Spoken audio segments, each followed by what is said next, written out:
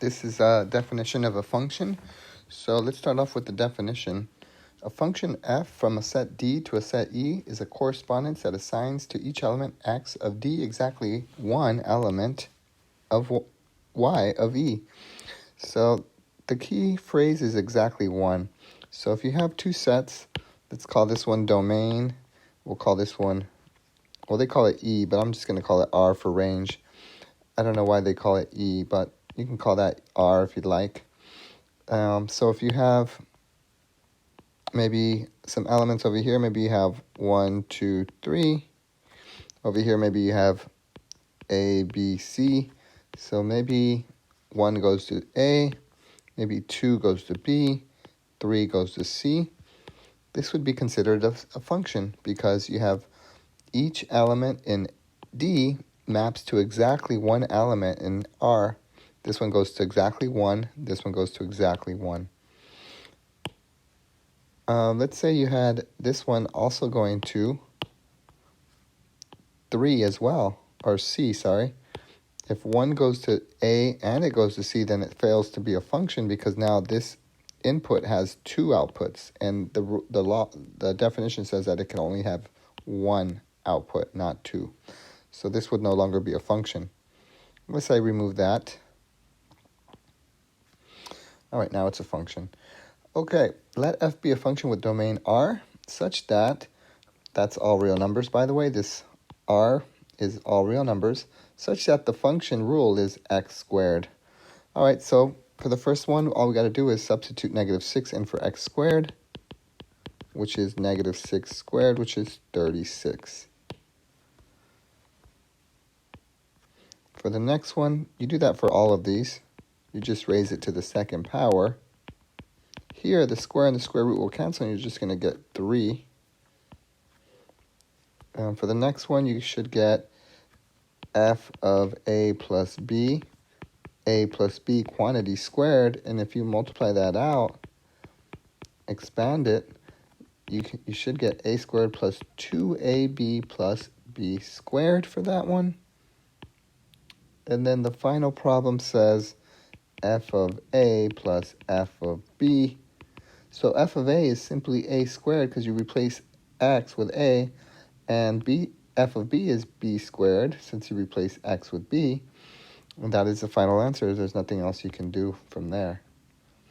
What is the range of f? Well, notice that no matter what the input is, you're always going to square it, and so your output will always be positive values because anytime you square a number, you get a non-negative. So actually, it could be 0 as well. So I shouldn't say positive. I should say non-negative. So the range of f is all non-negative numbers. And a better way to write that, instead of writing it in words, is to write that in interval notation. That would be all the values from 0, including 0, to infinity.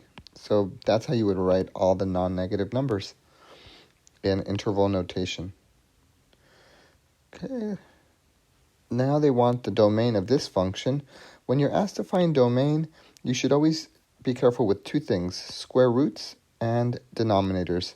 Let's start with the denominator. We know that the denominator can never equal 0. Therefore, you set the denominator equal to 0, and then you solve for x. So by solving for x, you should get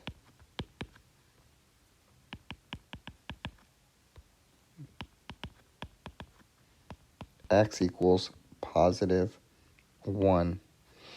So that means x cannot equal that value, because if x is 1, then you end up with 0 in the denominator, which is undefined.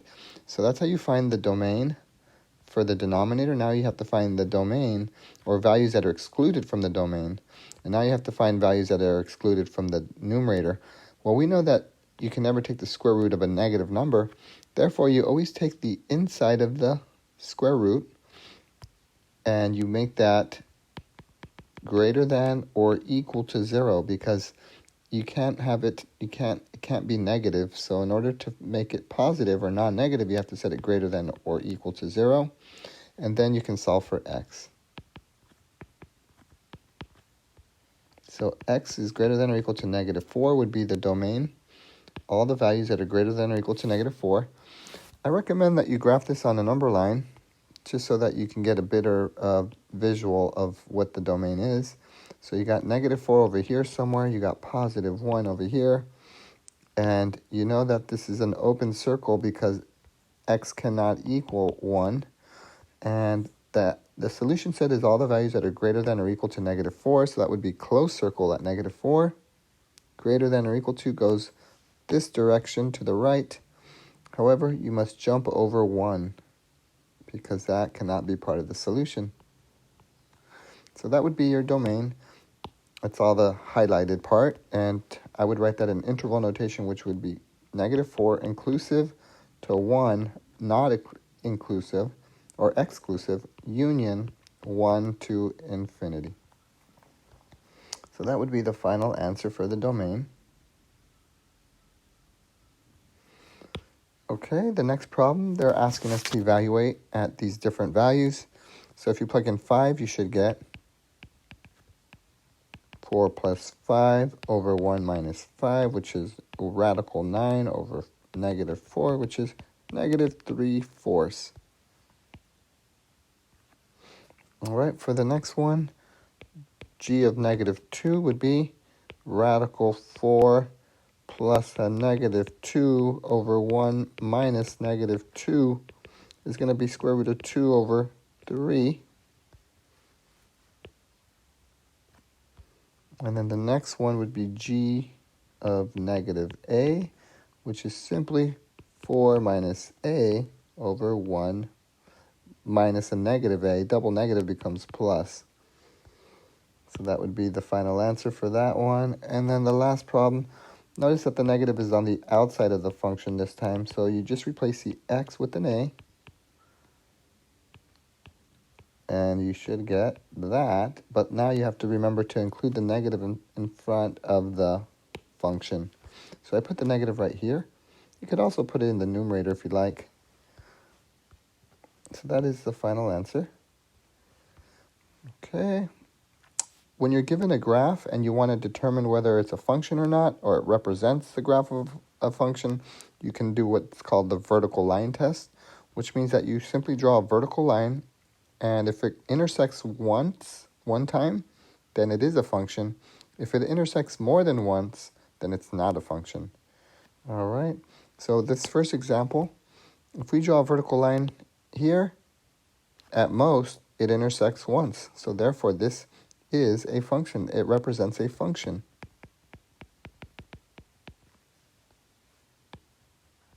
The next one, if you draw a vertical line here, as you can see, it intersects twice, more than once, which means it does not represent a function.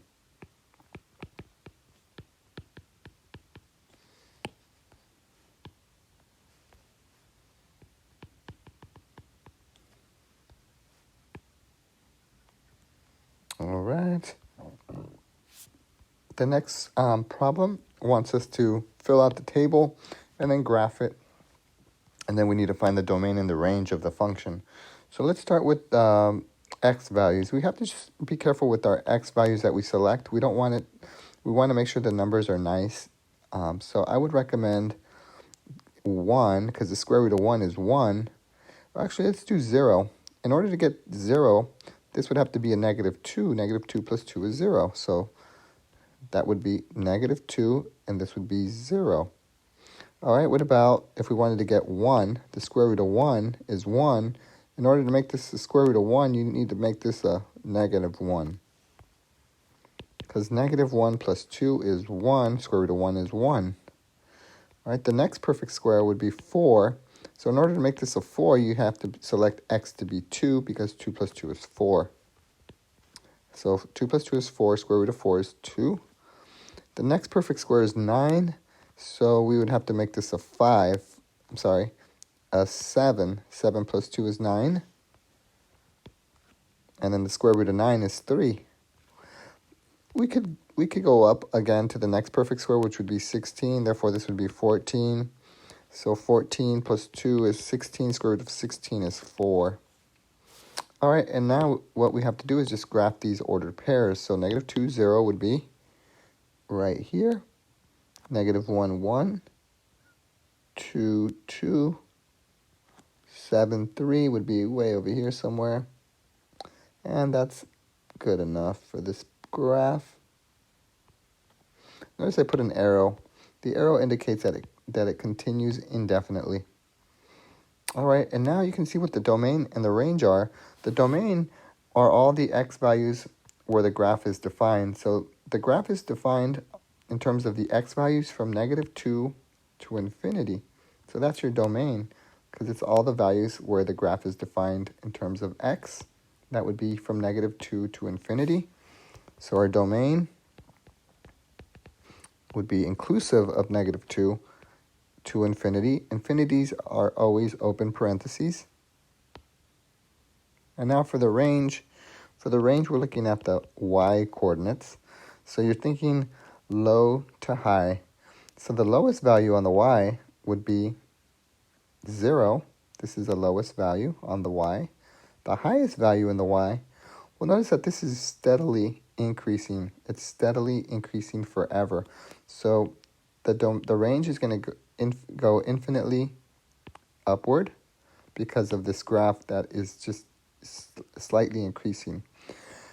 So it's going to go from 0 to infinity is our range, inclusive of 0, and infinity is always open parentheses. All right, same thing for this one. Let's try to make this a 0 first. So the way you can make this a 0 is either by negative 2 squared or positive 2 squared, because in both cases you get 4. 4 minus 4 is 0. So we got negative 2 is 0, and positive 2 is 0. And let's see. The other perfect square that we can get is 4. If we make x equal to 0, the square root of 4 is 2. So when x is 0, the square root of 4 is 2. And that's all we're going to be able to do here. So negative 2, 0, positive 2, 0, and 0, 2. You could do 1, but that might be a little hard. The square root of 3 is going to give you, when you square it, gives you 4 minus 3, which is 1. So the square root of 3 gives you 1. And also the negative of square root 3 is also 1. And square root of 3 is approximately 1.7, I want to say. Or let me double check. The square root of 3 is 1.7. So I'm just going to say approximately 1.7. Oh, I'm sorry. That is 1 for these values. So 1.7 to the left, and then up 1 would be about right there.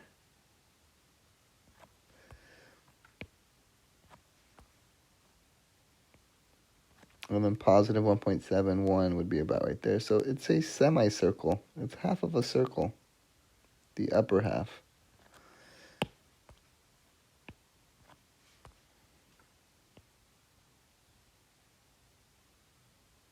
Oh, it's kind of hard to draw, but it's just the upper half of a circle. All right, so the domain, well, left to right, you're going from negative 2 to positive 2. That would be your domain. Inclusive. And then the range is the lowest y value, which is 0, to the highest y value, which is 2. So from 0 to 2 is your range. 0 to 2. Find the intervals on which f is increasing or is decreasing. So the interval on which it's increasing would be from here to here. That's where the graph is increasing, because you're always looking at this left to right. So you would say that you would give the x-coordinates, the interval of the x-coordinates. So negative 2 to 0 is where this graph is increasing, from negative 2 to 0. And whenever you're dealing with increasing or decreasing intervals, you should always use open parentheses for all of them. Even if it's a closed circle, it's still open parentheses. All right, and then decreasing, well, it would be decreasing from here to here, so that's 0 to positive 2.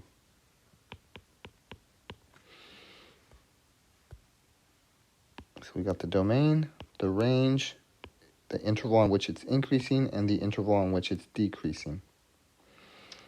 All right, here's some more domain problems. So to find the domain of any square root, you always have to ensure that the inside of the square root is greater than or equal to 0.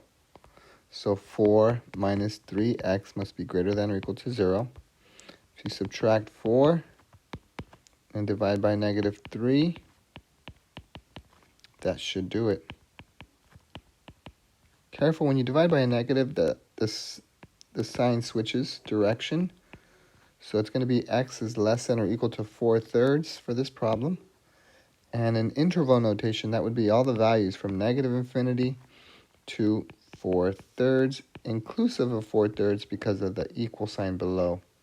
So this would be the interval notation.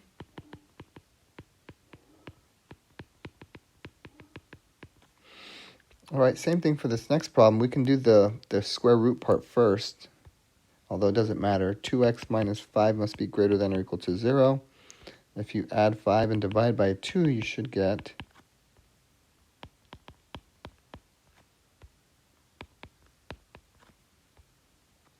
x is greater than or equal to 5/2.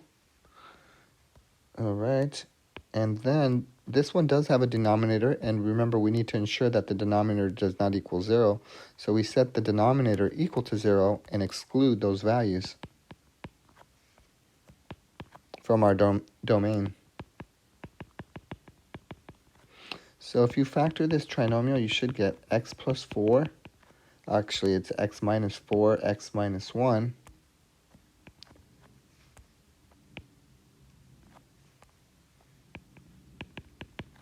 And if you solve, you're going to get two solutions, two values, 4 and 1, which x cannot equal because that's part of the denominator, and you don't want those to be equal to 4 or 1 because then you'd get 0. And so you have to, I recommend that you draw a number line just to get a visual of what is in the domain. So 1, 4, 5 halves is 2.5, so that's over here somewhere.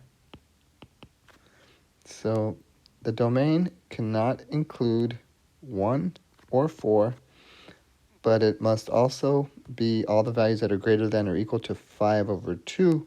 So that would be a closed circle here, and then greater than or equal to goes to the right. But you have to jump over 4. So the interval of the domain would be all the values from 5/2 to 4, union 4 to infinity. And that would be the final answer. The last thing is that, actually no, there's another page after this, but the next problem deals with the difference quotient. So this is a concept that you're going to see in calculus next semester. It's called the difference quotient. So what you're doing is you're going to take the function, and then you're going to substitute x plus h into the function, and then you're going to subtract the function itself and divide by h. This will make a lot more sense when you take calculus, why it is that we do this. But for now, let's just work it out. So f of x plus h, I'll do this part in blue. So in other words, you're just going to replace the x's with x plus h. So that would be x plus h quantity squared minus 3 times x plus h plus 2. If you expand that by multiplication, you should get x squared plus 2xh plus h squared. And then if you distribute, you get minus 3x minus 3h plus 2. So that's what the first part would be. And now we can write out the second part. I'll do that part in red. This part in red. All right, so if I write this all out, I'm going to have x squared plus 2xh plus h squared minus 3x minus 3h plus 2 minus, careful with the function part, must be in parentheses. So the function is just x squared minus 3x plus 2, and then all of that divided by h. So this is what the difference quotient is. Now if you distribute the negative, and combine like terms, you'll get a lot of cancellation.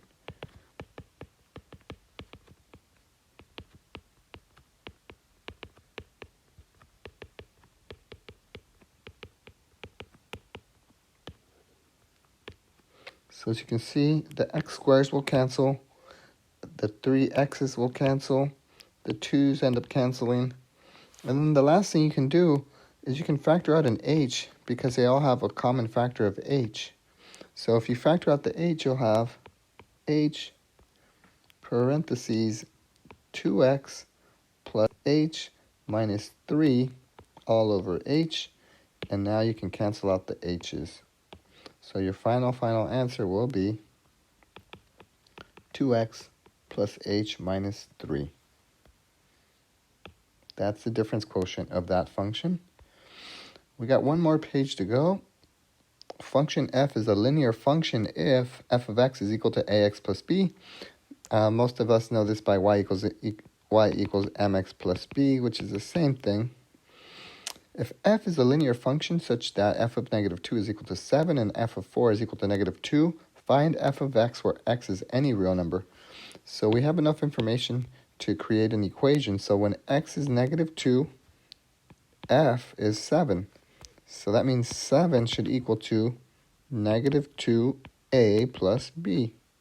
So I simply plugged in negative 2 into x, and I plugged in 7 over here. And so I got this equation. And now we can do the same thing to this one. Plug in negative 2 for x. 4 for x. And plug in negative 2 for f. So that equation would look like negative 2 equals 4a plus b. Now we have two equations with two variables, so we should be able to solve. I'm going to multiply the bottom equation by negative 1. The top equation I'm not really going to change. I'm going to leave it the same. So if I multiply by negative 1, that becomes a positive 2, a negative 4a, and a negative b. The reason I'm doing that is so that when I add, I get elimination of the b's. So now I have 9 is equal to negative 6a divided by negative 6. A is equal to negative 3 over 2. Now I can find b if I want to by plugging in a, which is negative 3/2, into either equation, the top or the bottom. I'm going to choose this one. So I have negative 2 equals 4 times negative 3 over 2 plus b. And then I can simplify. 2 goes into 4 twice. And then if you multiply these two numbers, you get negative 6. So negative 2 is equal to negative 6 plus b. Add 6 to both sides. B is equal to 4. Now we can put it all together. So the function f of x is equal to ax